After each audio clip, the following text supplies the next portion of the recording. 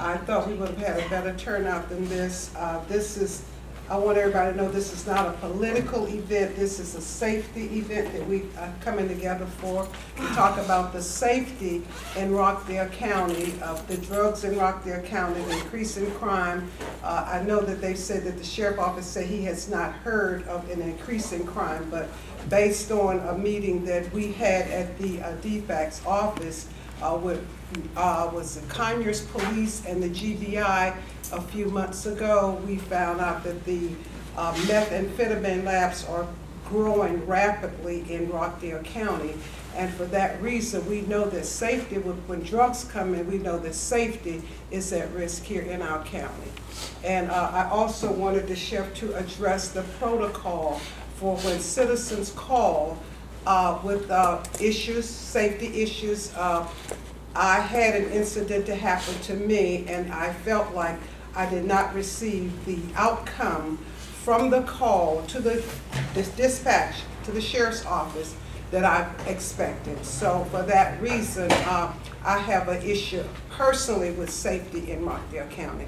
And I wanted the sheriff to come out and kind of address if you guys had some safety issues that you want to bring up, you know of any, we can address the sheriff with some of those safety issues. Thank you for coming. Let me just elaborate a little bit as to what Ms. Ellis is saying. First and foremost, we have a Vice and Narcotics Division. Our Vice and Narcotics Division is made up of about 6 individuals, one including an investigator, well, they call them detectives from Conyers Police Department. The Vice and Narcotics Division is a division just as the same as a regular investigator or a regular detective. I don't want to try to use those two terms because Sheriff's Office call them investigators and police departments call them detectives. What I mean by that is, if you called and filed a report on your purse being stolen, the deputy's going to do the report, the police officer is going to do the report, the report's going to be turned in, it's going to be assigned to an investigator, the investigator is going to begin to look over that report.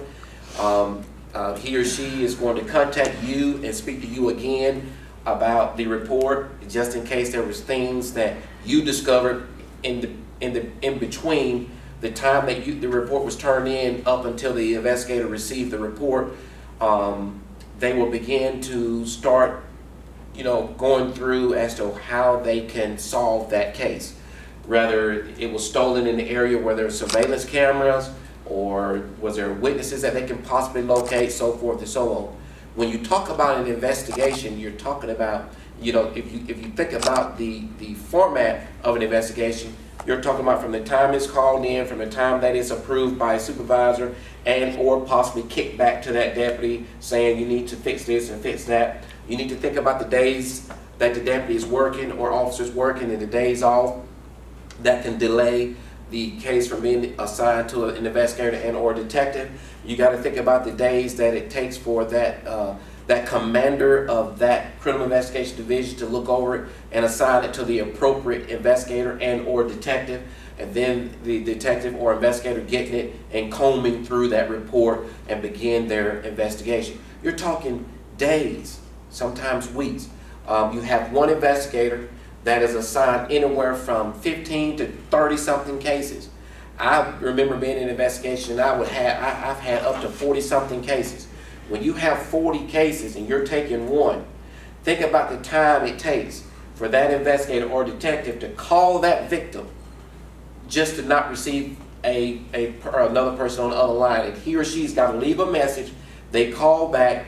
They may miss that investigator, or that investigator or detective may be on the phone with another victim, or they could be out in the field collecting evidence or doing something in the field on that case. We don't think about those kind of things when we are assuming that a police department or a sheriff's office is not doing enough on their case, or is not returning the calls, or have not done anything on the case. So that's how the format of a criminal investigation works. As far as, yes ma'am. I would like to digress a minute. You've taken it to a level that I was not expecting.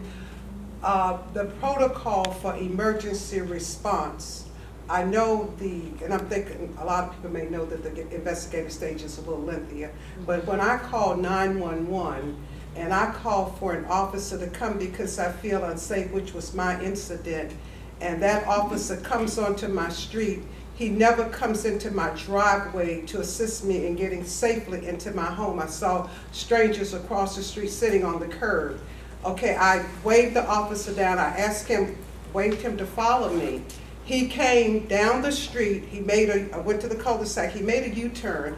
He went past my house. He never came up to me and said, "Ma'am, what is the problem? What do you need me to do?" When I called his supervisor, who was very rude, and I won't call his name here, he was very rude, and then he says to me, "Well, you should have been specific about what you wanted them to do."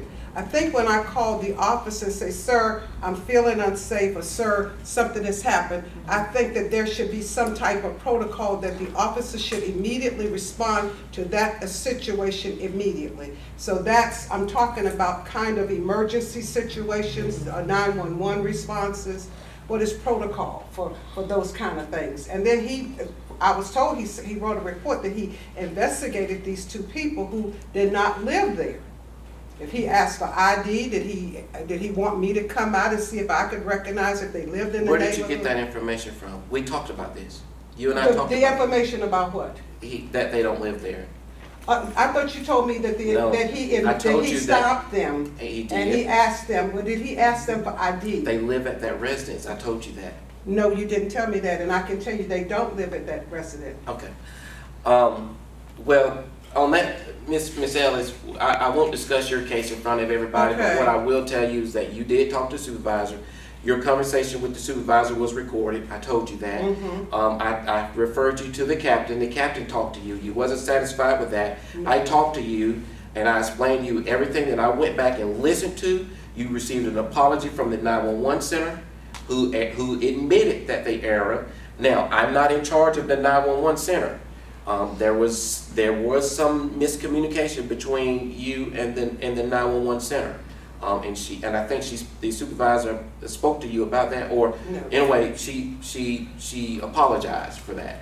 Not to me. Well, I talked when to you it comes about to it. safety, apologies may not be sufficient. I could have walked in my residence, and those people sitting over there could have been watch out people for somebody behind my house doing something mischievous. Well, you're absolutely right. And the safety issue, this still goes back to why we're here. We have safety issues in the community. I see Ms. Gaines has her hand up. I don't know if she wanted to interject. I don't want to carry the meeting because I wanted to I've spoken to all these people. Most of them know the story, so. Okay. Well, my premise for safety is very simple. Is if we could clean up our medians and the trash on the sides of the road, I would be most happy. Well, let me tell you about that. I get beat up all the time about trash. As you can see, I get beat up all the time about crime. It's either you want me to fight crime or trash. Well, no. I'm not talking about you. I'm not talking about you. But no, can I just say this one Sure. thing? My premise is if we cleaned up, maybe we would not attract so much crime and so many things. And you're absolutely right. However, this is how it goes. I have inmates out here every single day picking up trash and cutting grass. As quick as we can go down this road and pick up trash and cut grass, somebody's coming behind us an hour, 2 hours later, throwing trash out and making our community bad. It takes an entire county government to work together to do that. Right. Now, what I mean by that is, I've rode around the county for the last 3 weeks here lately.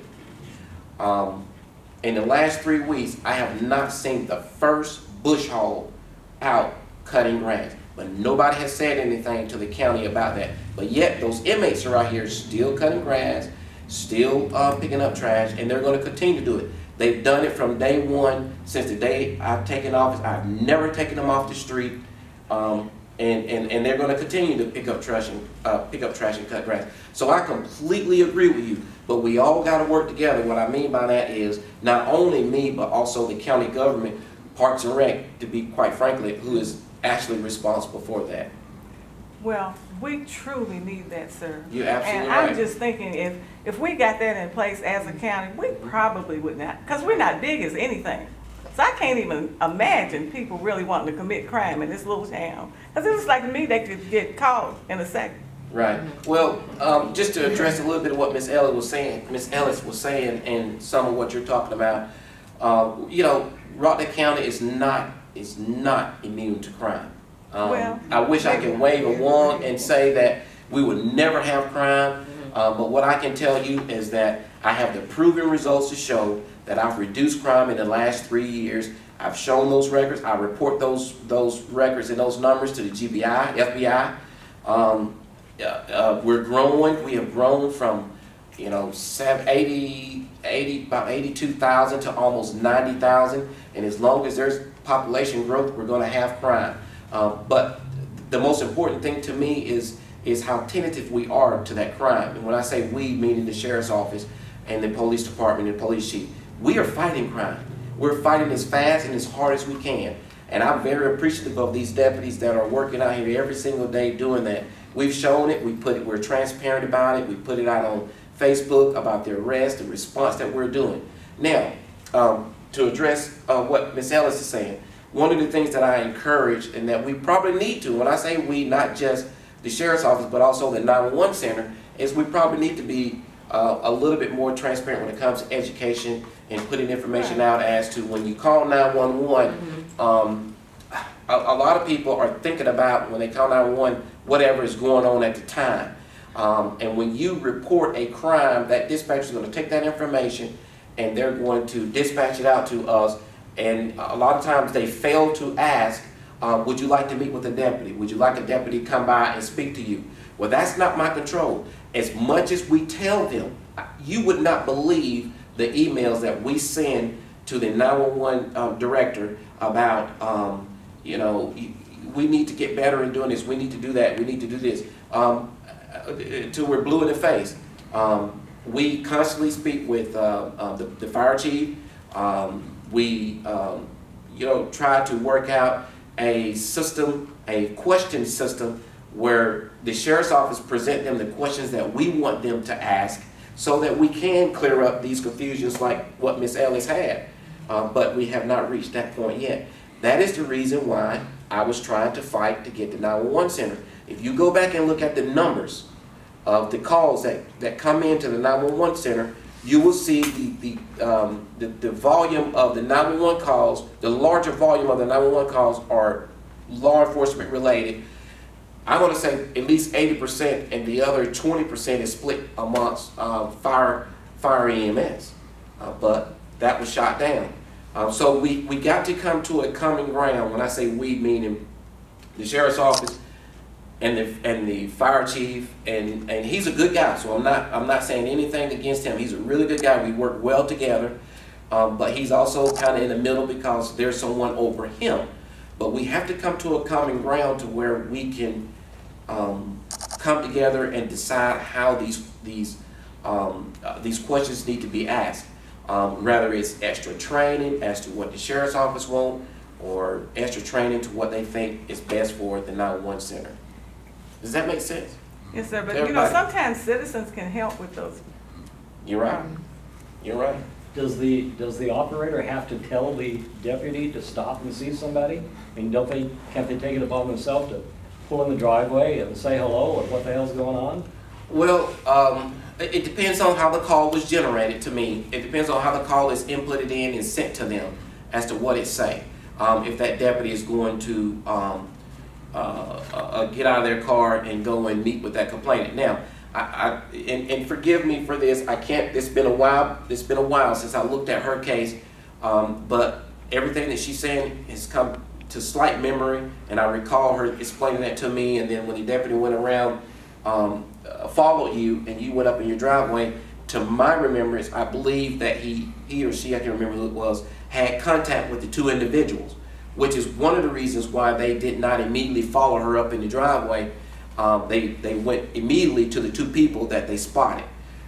They ran their names to my remembrance and identified who they were and where they lived. I don't recall at that point why they didn't go to her driveway to make contact with her to tell her the disposition of that particular status. However, I do remember telling the lieutenant, you know, at roll call, make sure you tell your deputies, rather the dispatcher tell you that the complainant wants to meet or not, to get them in the habit of just asking, radio, did the complainant wish to meet with me? So that there won't be any further confusion. We can tell them that all day long in hopes that they will remember to do it, but at times they may not remember. I'm not making any excuses for them. But if it's not immediately told to us or told to them when it's dispatched, a lot of times they're just going to go to that calls, check the individuals out, clear that call, and they're gonna leave. If they think that it's a danger, they're going to get the people out of the area. If they have no business in there, they're going to make them leave. They're going to get them out of there. They're not going to leave you there in danger or potential danger. Give me 1 second, Ms. Bird. Ms. Maddox had her hand up first. I'm sorry, Sheriff. Who you said that E911 does not fall up under the Sheriff Department? No. Who it falls up under? It falls up under the chairman, and it actually falls under the fire chief. The chief is in charge of 911 center, and the fire chief reports to the chairman. Oh, and I don't know, I just got a call about the meeting, the young lady, I'm sorry, I don't know. Miss Ellis. Miss Ellis. Does the chairman know about this? You know, has this been brought to his attention? I didn't even know that It they started wasn't with the Whittington, I 911. think. This call was for the sheriff office, and I don't want to make this personal, but it was just an example of what, and I've heard other people, I'm surprised a lot of people who didn't show up, I can't give their testimony on that, so I just started with mine. It's not the sheriff's office. But when I anyway. called 911 and I said, I'm feeling unsafe, I need to get into my home, I see two individuals sitting on a curb that I don't recognize. The lady that lives over there was not at home. Okay, and I'm not taking up, by no means, I don't take up for anybody if they're wrong, but the reason why I asked you that question, having retired out of law enforcement, I think the chairman needs to know. See, this responsibility needs to fall upon whoever's in charge.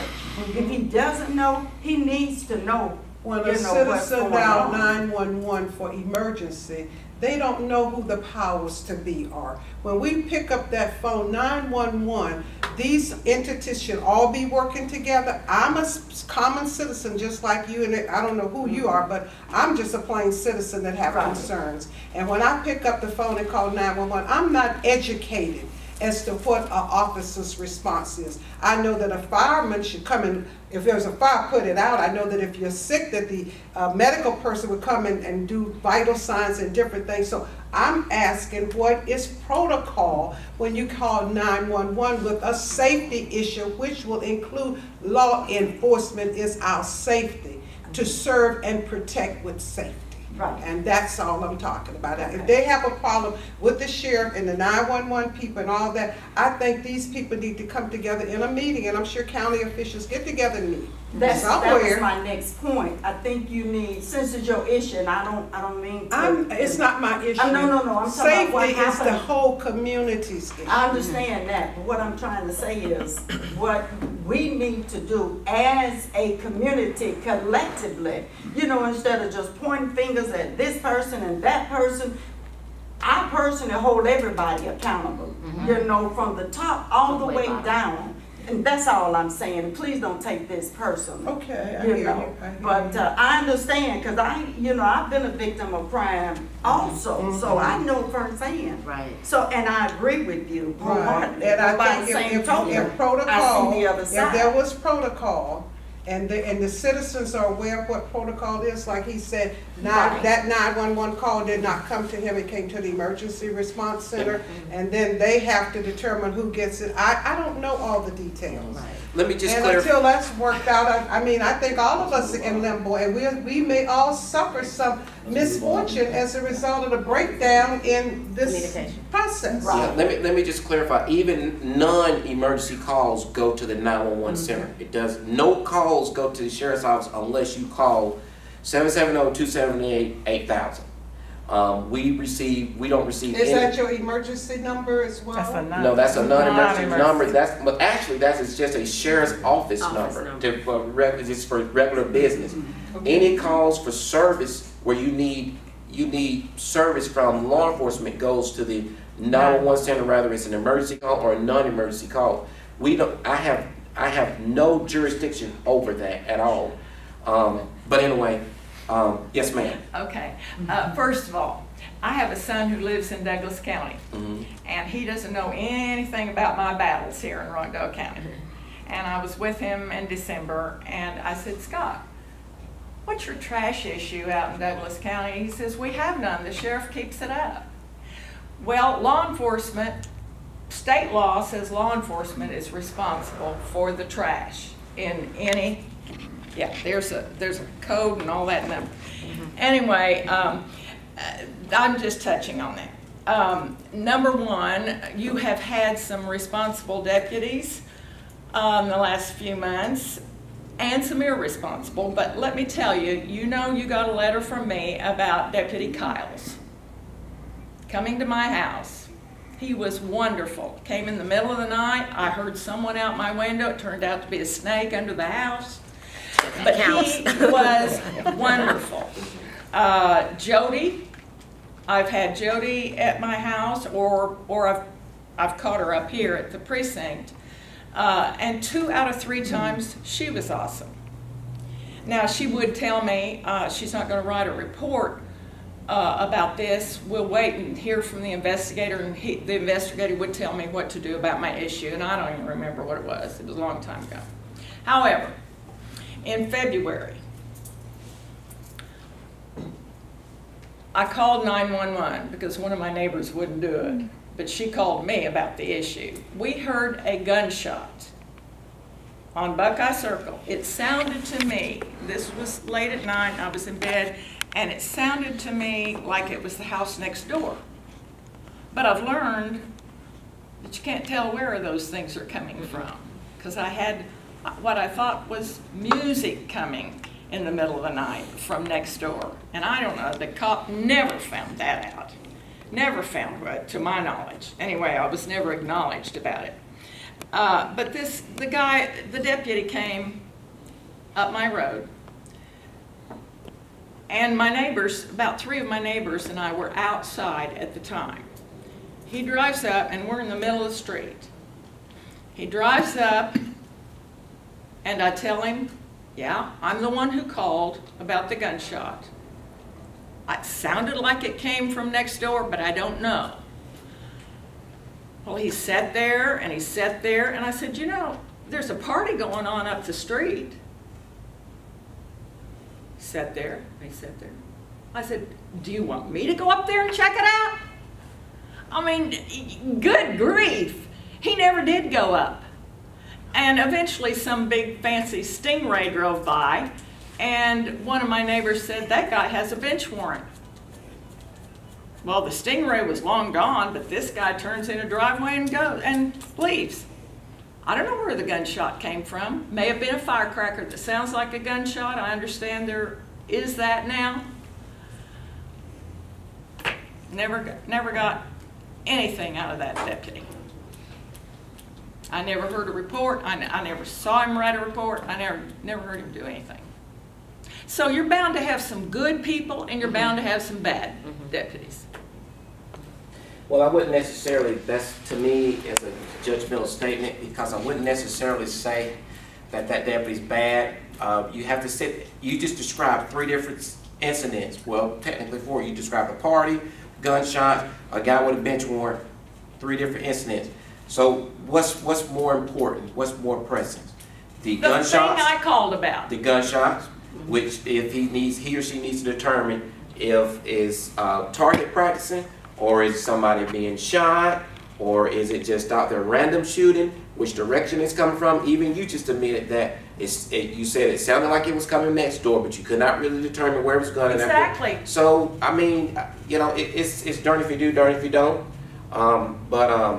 You know, without me really looking into why, or identifying that deputy and asking why did you go after the person that had a bench warrant, you know, he or she can't validate that. And number two, you know, we just can't stop that person because the neighbor said he or she's got a bench warrant. We got to, you know, try to get them identified. That was just a side, Okay. a side thing. I didn't know where he was going with that. Following that. He needed to go up to that party and see if they knew anything.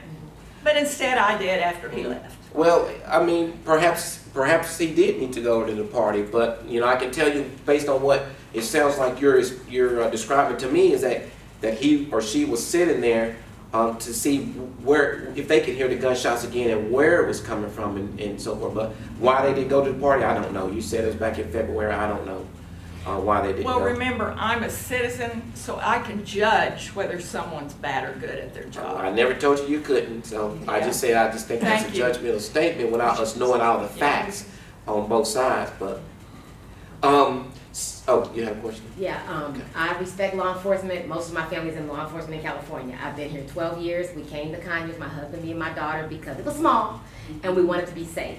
I live in Bridgewater. We have had several incidences, and I'm a stay-at-home mom. Unfortunately, our incidents happen in the daytime. Okay, now what we find is, most of the time, I would probably say 70–80% of the time, because I call them, I'm like, hey, and they're like, oh, here she goes. I don't know they know my voice. And it's always if somebody's being robbed or whatever. Now what'll happen is the sheriff will come, do what they have to do, etc. And then they'll start driving by. Then all of a sudden, if everything's fine, we don't see the sheriff for like a month or two. Do you guys have a protocol where you say, you know what? This neighborhood has been having, I live in Bridgewater, like I said, when we moved there 12 years ago, to me it was the best neighborhood in the world. Now I wish I could sell my house because I hate where I am now. Unfortunately, a lot of people have moved out because they're renting properties now. People who rent, it is what it is. People who rent, they don't care. You know, they have cars, they do whatever they want to do. If you own your property, you have a stake. You are a stakeholder in this community.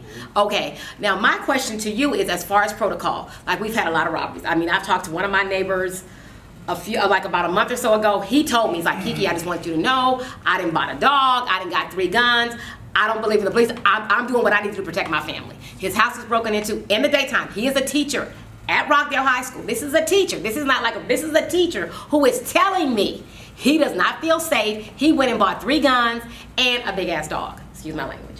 Okay, but my question to you is, what is the protocol? Like I said, at first we're all good. You know, I call, I see the, you know, sheriffs coming. You know, they're rolling through. And like I said, I'm a stay-at-home mom, so I'm always in and out of my house. And of course, we bought an alarm system. We got a little puppy dog. I don't want no big ass dog in my house. You know, my daughter goes to Heritage, so we're almost done. She's gonna be a junior, a senior next year. But like I said, I'll see the cops driving by. I'm feeling good. I'm good. Then a couple of weeks, I don't see nobody. A few more weeks. I mean, what is the protocol? Like I said, once something happens, you guys are visible. Everything is beautiful. I'm seeing you. I'm loving life. I'm calling my mom, my dad. You know, we're safe. Because like I said, when my family who lives in California, San Francisco, and San Diego, and they hear little bitty Conyers, they're like, you moved away from this big old city to go to a small city. And now it's like we're having the same issues. Like I said, my question to you, what is the protocol? Like I said, I feel safe.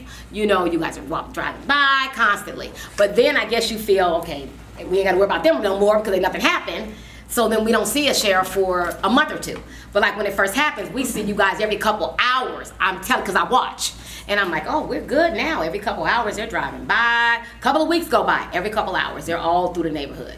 Then it's like, okay, I mean, I know you don't have enough people. I mean, I don't know. I'm just asking. That was my concern because like I said, once something happens, we see you constantly. But once it dies down, it's all, and my neighbor's like, well, what's going on? You don't see them. And they're always asking me because everybody knows I stay at home. And my husband's like, I said, honey, don't worry, the alarm is on, we're good. Go. We have 8 zones. Mm-hmm. So that automatically tells you have 1 deputy per zone. Okay. We have other specialized units.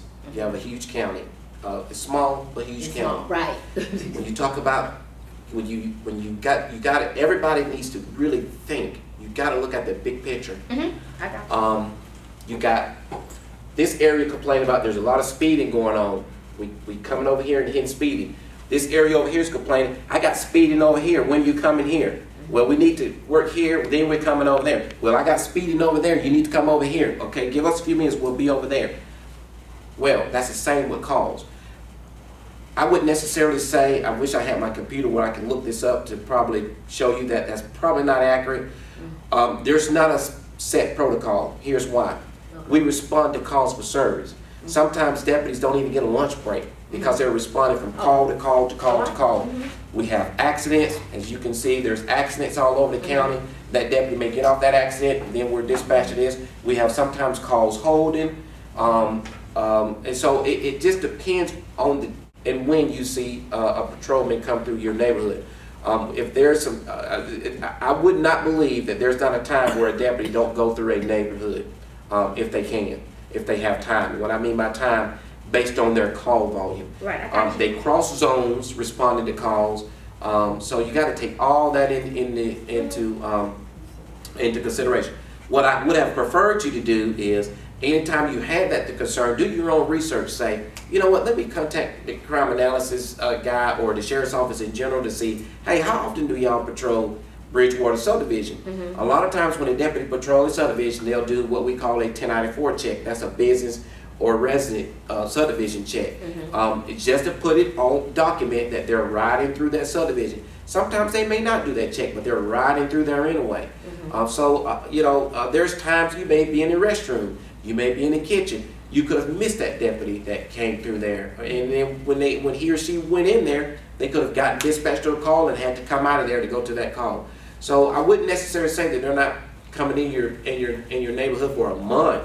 I guess it just seemed like once it happened, of course, when the crime happened, when somebody got robbed. I mean, it was like you know, I could be wrong, and I don't mind being proven wrong. I really don't. Because what I would do, I'll prove myself wrong, because I would go back and pull the stats up and say, yeah, okay, you're right, I see it here. But your area, Bridgewater off Klondike, right? Yes. Your area is kind of quiet. However, when something happens, it happens. Huge. Yes. But 9 times out of 10, it's because they're coming from that DeKalb County line over. Yes, we're on And 9 times out of 10, we're right on them. And we set up a perimeter in that area.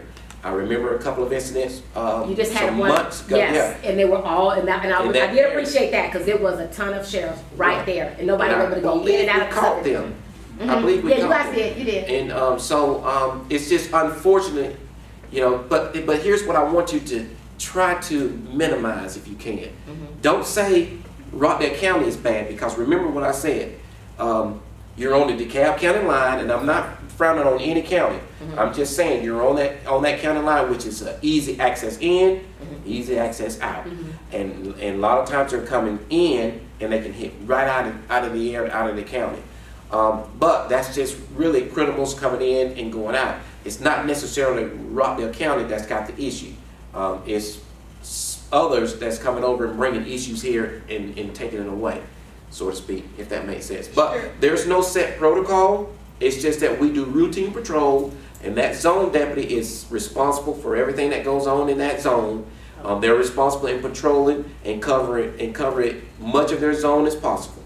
I know you have to run, but one question in reference to what she's saying and what some of us, when you get these calls and there is like a volume of calls or incidents, do you guys do like a follow-up in that area? I'm hearing about Salem Road traffic.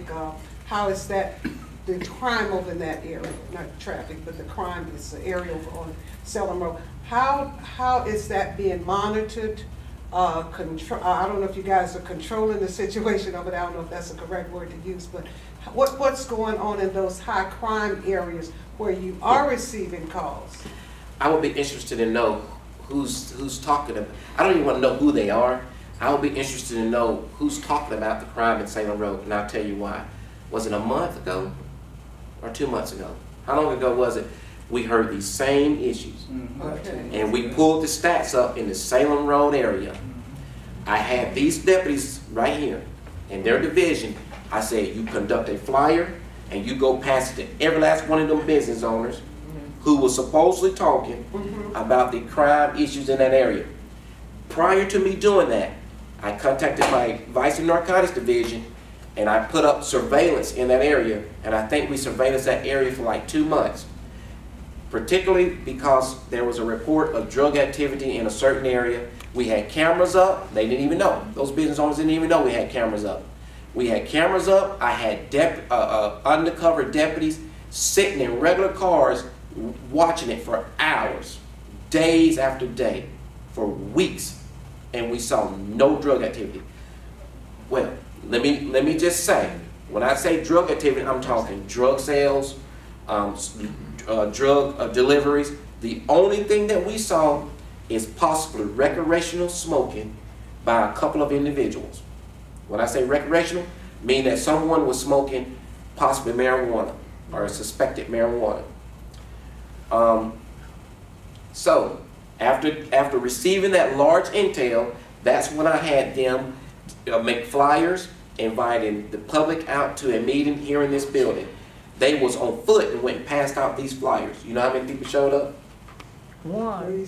One. I had a stack of stats with a map showing the different crimes in that area. Sergeant Pilgrim, I don't know if you can remember, Lieutenant, can you tell me, how many crimes was on that map for that Salem Road area? It was very few. I want to say it was like 2. There wasn't that many. It was like 2 crimes. So I don't know. The last time I hit that area was in 2013, and it's been quiet since. Now, is there a crime going on in there? Absolutely. Oh, in that area? Yeah, absolutely. big time. But it's probably crime that's not being reported to us. And when it's reported to us, we start attacking it. Now, depending on what type of crime is reported to us, if it's drug activity, I'm going to send undercovers in there. Remember, I went into the spiel about how the format of undercover. It takes months and days before we can start building a case and then going in and hitting that area and making an arrest.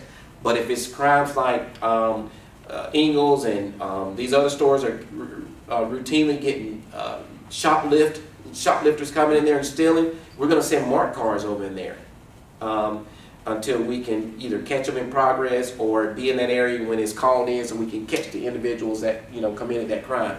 So I just don't see that.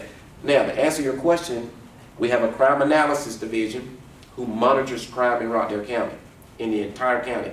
If there's an increase in crime in the north side of 138 North, near the horse park, that corporal, that crime analysis guy, is going to send all that information out to the computers of every patrol car that has a computer. He's going to make sure that the task force commander is aware, hey, we received a increase in crime in this particular area. That task force commander is responsible in allocating his resources in that area and combating that crime, from identifying who's doing it, why are they doing it, the time of day they're doing it, and just working that area until it stops. So that's how we're monitoring it. How many interdiction officers do you have, and how many undercover agents do you have? Don't quote me on this. I'm going off of memory. As far as undercover, you're talking, like, again, this is vice and narcotics. You're talking about 5, 6 maybe, to include a City of Conyers detective, where we partnership. We have a MOU, a memorandum of understanding between the Sheriff's Office and the Police Department, where they work with us, and I deputize that detective, to investigate crime in the county and make arrests. And then you have, as far as criminal interdiction, you have 2 task force teams to include a traffic division. I would say probably 12, 13, somewhere around in there, give or take. 12 or 13. Give or take. And we split them in 2 teams. So that's how they work. But understand this, and I'm going to leave on this note and turn it over to the deputies to answer any further questions. If they can't answer them, please make sure you take notes, and if we have to get back to them, we will with the answers. When you talk about protocol on 911, there is a difference, again. Again, maybe we need to all come together and say, listen, from now on, dispatchers, please make sure that you ask everyone that called 911 or the non-emergency number, do you wish to meet with a deputy? To my understanding, they are supposed to be doing that. But there again, they do not answer to me.